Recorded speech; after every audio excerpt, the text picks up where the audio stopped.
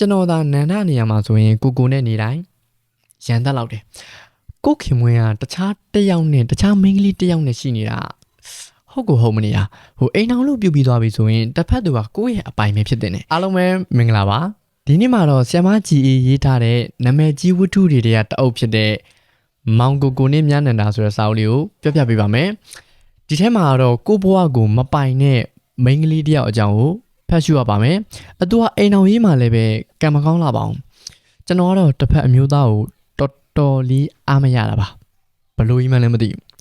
းဝတ္ထုကောင်းရဲ့နာမည်ကမောင်ကိုနဲ့မြန်းနန္ဒာအဲ့လိုလူ3ယောက်ရဲ့နာမည်ကိုပေးထားတယ်လို့ထင်ပါတယ်စသချင်းကမောင်ကိုလို့ထင်လိုက်တာဝတ္ထုအချင်းလေးကိုပြောပြပေးပါမယ်ဝတ္ထုရဲ့အစမှာတော့ဖဲဝိုင်းလေးတစ်ခုနဲ့အစချီထားတယ်နန္ဒာတနင်္ဂနွေညတိုင်းသွားတဲ့ဖဲဝိုင်းလေးပေါ့ဘာလို့သွားတာလဲဆိုတော့အိမ်မှာမနေခြင်းလို့တနင်္ဂနွေညဆိုရင်နန္ဒာရဲ့မိဘတွေကသူတို့အိမ်လာပြီးတော့ဒင်နာစားကြတယ်သူတို့လာတဲ့အချိန်ကိုပဲကွက်ပြီးတော့ဖဲသွားရိုက်တာဖဲရိုက်ချင်လို့မဟုတ်ဘူးသူမိဘတွေနဲ့စကားမပြောချင်လို့မခေါ်တာလားဆိုတော့လေလုံကြီးမခေါ်တာမဟုတ်ဘူးရင်ထဲကအဆိုင်ခဲလေးတွေကြောင့်ပေါ့ဘာလို့အဲ့လိုမျိုးဖြစ်ရတာလဲဆိုတော့စနာထောင်ရင်သိတော့ပါလိမ့်မယ်နန္ဒာကအရန်ကိုချောမောလာပါတဲ့မိန်းကလေးတစ်ယောက်ပါအိမ်အောင်ကျသွားသည့်တိုင်အောင်ယောက်ျားလေးတွေရဲ့နှစ်သက်ဆွဲလန်းမှုကိုခံထားရသူပေါ့အသက်40လောက်ကလေးမအေးဆိုပေမဲ့အရွယ်တင်ပြီးတော့ငယ်ရွယ်နှုတ်ပြိုစေပါလူတကာလည်းသူ့ကိုအသက်30အောက်အမျိုးသမီးလို့ထင်ရမ်းလောက်အောင်ကိုချောမောလာပါတာပါသူ့ရဲ့အပြိုပွားလေးကနေပြန်စားလိုက်ရအောင်သူတက္ကသိုလ်နောက်ဆုံးနှစ်မှာလင်းထင်ဆိုတဲ့ကောင်လေးတယောက်နဲ့ပါတီပွဲမှာဆုံးဖြတ်ကြတယ်အဲ့ဒီကနေပြီးတော့တငယ်ချင်းဖြစ်သွားတာပေါ့တငယ်ချင်းဆိုတာတဲ့သူတို့ကိုမောင်နှမလို့သုံးနှုံးရင်ပို့မှန်ပါလိမ့်မယ်လင်းထင်ဘက်ကတော့နည်းနည်းလေးအဆင့်ပိုချင်တာပေါ့ဒါပေမဲ့နန္ဒာမှာကသူမွေးကလေးကမိဘတွေကကြည်လိုက်ရင်လက်ထပ်ပေးမယ်ဆိုပြီးတော့ရည်ရွယ်ထားတဲ့သူကရှိပြီးသားအဲ့တော့ဒီအတိုင်းလေးပဲပေါ့ကျောင်းပြီးချင်းမဲ့နန္ဒာကလက်ထပ်လိုက်ရတယ်နန္ဒာရဲ့အမျိုးသားနာမည်ကတာဦးကျော်ပါ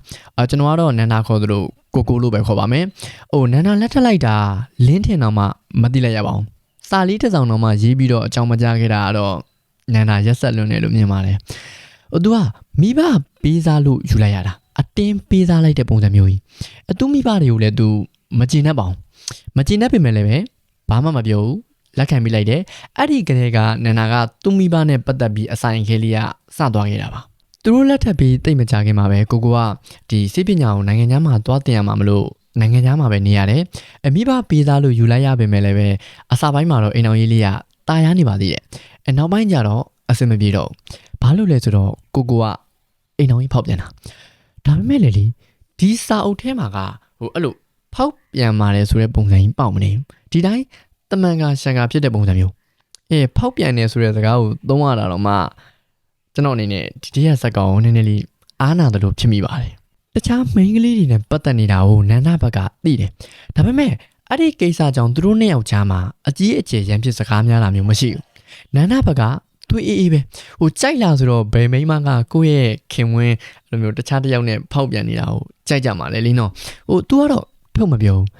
းနန္ဒာကကိုအလုံးနဲ့ပတ်သက်ပြီးတော့လေတခါမှမမေးဘူးကိုအစင်ပြေလားဘာညာပေါ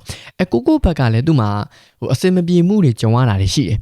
ဆရာဝန်ဆိုတော့စေးပြီးမာတာခွဲစိတ်တာမာတာနောက်ဆုံးလူနာတယောက်ကိုကြောင့်နဲ့အသက်ဆုံးရှုံးလိုက်ရတဲ့အခိုက်အတန့်တွေဒါမျိုးတွေရှိတယ်အဲ့ဒီအခါမှာ तू ကအိမ်မပြန်မဲနဲ့အပြင်တွေကိုရှောက်သွားတယ်နောက်ပြီးတော့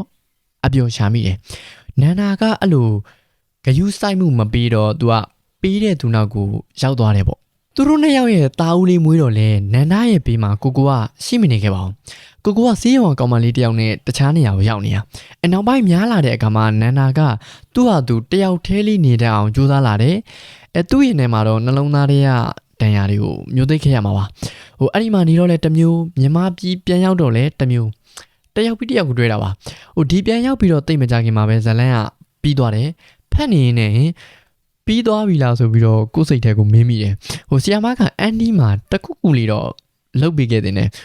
ဘလို့ကြီးပြီးသွားမှမသိဘူးအခုကတော့ကျွန်တော်ဒီစာအုပ်ထဲကနေရလိုက်တဲ့အတွေးလေးတွေနဲ့ခန်းစားချက်လေးတွေကိုမျှဝေပေးပါမယ်နန္ဒာအကြောင်းပါပဲဖက်နေရင်နဲ့နန္ဒာကိုအားမလို့အားမရလဲဖြစ်မိတယ်တနာလဲတနာမိတယ်ဘာလို့လဲဆိုတော့ကိုမပိုင်မဲနဲ့မိဘတွေရဲ့ကြိုးဆွဲရကိုလိုက်ကနေရတဲ့ရုပ်သေးတရုပ်လို့မြင်မိတယ်သူလှုပ်ချင်တာကိုလှုပ်ပိုင်ခွင့်ရှိမနေဘူးအဲ့ဒါကြီးကတကယ်မမိုက်ဘူးဘဝကြီးကရှင်ရဲနဲ့သေးနေတယ်လို့ပဲသူ့မှာခံစားချက်တွေလည်းရှိတယ်ထုတ်လည်းမပြဘူး အေးဒီအေးဆက်ကြီးတေးကြတဲ့သူကိုသူလဲဟိုကျေနပ်နေမှာမဟုတ်ပါဘူးကျွန်တော်သာဆိုရင်တော့ကိုလုံးချင်တာကိုပဲလုပ်မှာဟိုအဲ့လိုနောက်ကနေကြိုးဆွဲရတော့မကားနိုင်ဘူးနောက်တစ်ခုကဘဝမှာလေပတ်စံရှိတိုင်းလဲမပြောရွှင်အောင်ဟိုလိုချင်တာတွေကိုမင်းဘာနဲ့ဝယ်မှာလဲလို့တော့ပြောစရာရှိတယ်ဟိုပတ်စံဟာမလိုအပ်ဘူးလို့ပြောချင်တာမဟုတ်ဘူးအလိုပါတယ်သူ့ညံနဲ့သူပေါ့အဲ့လိုလိုချင်တာတွေယားတိုင်းလဲဟိုတကယ်ပြောရတာမဟုတ်ဘူးဗျအဲ့ဒီပစ္စည်းလေးကိုယာတုံးလေးခဏပဲပြောလိုက်ရတာဒီတည်းကနန္ဒာဆိုလို့ရှိရင်လဲဟိုသူလက်ညှိုးထိုးရကိုဝယ်နိုင်တယ်ဗျရုပ်လေးကလည်းလာတယ်ပညာရေးချင်းလဲမဆိုဒါပေမဲ့သူ့ဘဝကြီးကပြောစရာကောင်းမနေဘူးကျွန်တော်သာနန္ဒာနေရာမှာဆိုရင်ကိုနဲ့နေတိုင်းရန်သက်လောက်တယ်ကိုခင်မွေးကတခြားတစ်ယောက်နဲ့တခြားမိန်းကလေးတစ်ယောက်နဲ့ရှိနေတာဟုတ်မနေရဟိုအိမ်အောင်လို့ပြုတ်ပြီးသွားပြီဆိုရင်တစ်ဖက်သူကကိုယ့်ရဲ့အပိုင်ပဲဖြစ်တဲ့ယောက်ျားလေးဘက်ကဆိုရင်လည်းဇနီးတရားကိုယ့်အပိုင်ကိုကလွဲပြီးတော့တခြားသူတွေနဲ့ကင်းရမယ်မိန်းကလေးဘက်ကဆိုရင်လည်းထိုးနီး၎င်းမယ်ကိုယ့်ရဲ့ခင်မွန်းတရားကိုယ့်အပိုင်ပဲကိုကလွဲပြီးတော့တခြားမိန်းကလေးတွေနဲ့ကင်းရှင်းရမယ်အဲ့လိုဖြစ်တဲ့လားတလင်းတမယားပဲလေဒီလားဟိုဒီစာအုပ်ထဲမှာဆိုရင်တော့နည်းနည်းလေးသူတို့ကအနောက်တိုင်းဆန်ကြတယ်ဟိုကိုဘက်ကဆိုလို့ရှိရင်လဲဟိုအပြင်မှာဘလို့ပဲပွေခဲ့ရှုပ်ခဲ့အချိန်တိုင်းအိမ်ပြန်လာရင်ကိုမိန်းမပဲကိုမိန်းမတယောက်တည်းကိုပဲချစ်တယ်ဟိုအပြင်စားပေါ့ main dish က main dish side dish က side dish ဟိုအချိုပွဲတဲယုံခဏပဲအဲ့လိုမျိုးကြီးကျွန်တော်ကတော့မကြိုက်ဘူးနောက်တစ်ခုလေးထပ်သွားကြမယ်ဒီဝတ္ထုတွေကကိုဘက်ကအမြင်နန္ဒဘက်ကအမြင်အဲ့လိုမျိုးနှစ်ယောက်လုံးရဲ့အမြင်ကိုဒီတစ်ဖက်စီခွဲပြီးတော့ရေးပြထားတယ်ဘလို့ပဲကြည့်နန္ဒဘက်ကတော့ပိုးမှန်တယ်လို့ခံစားရတယ်โอเคသူတို့နှစ်ယောက်ကိုညှိကြည့်အောင်ဘလို့လေးဖြစ်တင်လဲပေါ့ကိုကသူစေးရုံကဖြစ်လာတဲ့ပြဿနာတွေသို့မဟုတ်အစင်မပြေမှုတွေဆိုရင်နန္ဒကိုပဲပြောပြတင်တယ်ဟိုကိုဒီနေ့တော့စေးရုံမှာဘလို့ပြဿနာလေးတွေဖြစ်လာတယ်အစားသဖြင့်ပေါ့လေ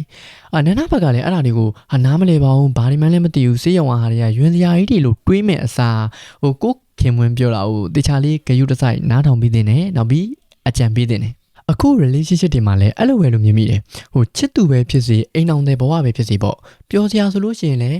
ကိုချစ်သူကိုပြောကြမယ်သူနဲ့အတူပြောကြမယ်ရည်ကြမယ်အစင်းညစ်စရာတွေဆိုရင်လည်းပဲသူ့စီကိုပဲရင်ဖွင့်မယ်သူ့စီမှာပဲငုံမယ်ဟိုတစ်ဖက်ကလည်းနားထောင်ပေးမယ်ကိုနဲ့လိုက်ပြီးတော့ထပ်တူခံစားပေးမယ်အဲ့လိုဆိုလို့ရှိရင်အကောင်းဆုံးပဲဟိုကိုဘေဘီကလေအဲ့ဒါကကိုကောင်လေးကိုချစ်သူစီမှာပဲလို့ဘာတပ်ပါဒီ situation မှာကြောက်စရာမလိုပြောတဲ့သူကပြောနေပေမဲ့တစ်ဖက်သူကဂယုမဆိုင်ပြန်ရင်လည်းမဟုတ်သေးဘူးချစ်သူအိမ်အောင်ဘက်လို့ဖြစ်လာမှာတော့အေတူပူအမြအတူတကွာသူနဲ့ကိုပဲပေါ့လေဟုတ်တယ်မလားမိတ်ဆွေတို့ရောဘယ်လိုထဲမှာပါကြလဲ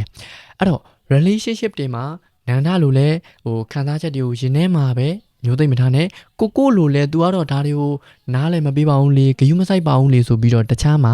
အပြောမရှာကြနဲ့နည်းနည်းလေးညှိယူကြပေါ့ဗျာဒီထဲမှာဆိုလို့ရှိရင်လည်းသူတို့ညှိယူဖို့လိုအပ်နေရပါတယောက်ရဲ့ခံစားချက်တွေကိုနောက်တစ်ယောက်ကနားလည်ပေးတင်တာပါအခုအလဲရတော့ဒေါက်တာခင်အေးသူ့ကိုတော့တကယ်သဘောကျမိတာသူခင်မွန်းလင်းထင်ကအရင်တော့နန္ဒကိုကြိုက်ခဲ့တာလေသူနဲ့ရပြီးသွားမှလဲနန္ဒရဲ့အကြောင်းတွေကိုအိမ်မက်တွေပါမှတ်သိတယ်သူကနားလည်ပြီးတယ်ဗျာလင်းထင်ဆိုကြပြဆရာကြပြတွေပါတွေဖွဲ့ရင်လဲစိတ်မစိုးနောက်ပြီးအပြင်မှာနန္ဒနဲ့တွေးလို့လင်းထင်ကငေးနေရင်လဲအပြစ်မစိုးစိတ်ထဲမှာတော့ကြိတ်ပြီးတော့သဝင်တိုးမှာပေါ့လေဟိုလိုစကားများတာမျိုးကြီးဒီမဖြစ်ဘူးပြောတာကျွန်တော်ဆိုရင်တော့သဝင်တိုးမှာဘာလို့ကြည့်နေတာတော့သူ့အကြောင်းဘာလို့အိမ်မက်တာတော့တကယ်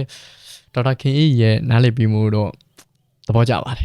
ဒေါက်တာခင်အေးပြောတဲ့စကားလေးတစ်ခွန်းမိန်းကလေးတွေမှတ်သားထားသင့်ပါတယ်ဆရာမကျူးလဲဒါလေးကိုဟောပြောပွဲတစ်ခုမှာပြောပြပူပါတယ်မိန်းမဆိုတာရုပ်ရင်လဲလှမပညာရင်လဲတက်မမဟုတ်ရင်ဖွဲမြတာတီးတဲ့တကယ်တော့သူပြောတဲ့အတိုင်းပဲဒီအရေးအချင်းနှစ်ရက်ထဲကတခုခုတော့ရှိနေတယ်မှာလေနှစ်ခုစလုံးရှိရင်တော့ perfect ပေါ့လေ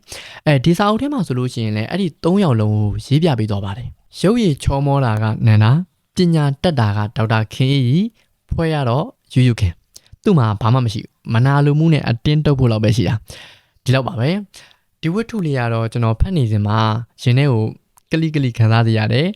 အရသာလေးကလည်းတစ်မျိုးလေးပါပဲမိုက်ပါတယ်မိတ်ဆွေတွေရောဒီဝတ္ထုကိုဖတ်ဘူးလားဖတ်ဘူးခဲ့ရင်လည်းကိုရလိုက်တဲ့အတွေးခေါ်လေးတွေဗဟုသုတလေးတွေခံစားချက်လေးတွေကိုလည်းမျှဝေပေးခဲ့ပါအောင်ကျွန်တော်တို့ရောကလိခံစားလိုက်ရလားဒီစာအုပ်လေးကိုလည်းကျွန်တော်စီမှာလာရောက်မှာယူလို့ရပါတယ်ဗီဒီယိုကိုအဆုံးထိကြည့်ပေးတဲ့အတွက်ကျေးဇူးတင်ပါတယ်နောက်ထပ်ဗီဒီယိုတွေမှာပြန်လည်ဆုံတွေ့ကြပါမယ် review လုပ်စီခြင်းတဲ့စာအုပ်လေးတွေရှိရင်လည်း comment မှာရေးပြသွားနိုင်ပါတယ်ဒါရပြောရှင်မကောင်းတဲ့နေ့ရက်ဒီပိုင်ဆိုင်နေကြပါစေ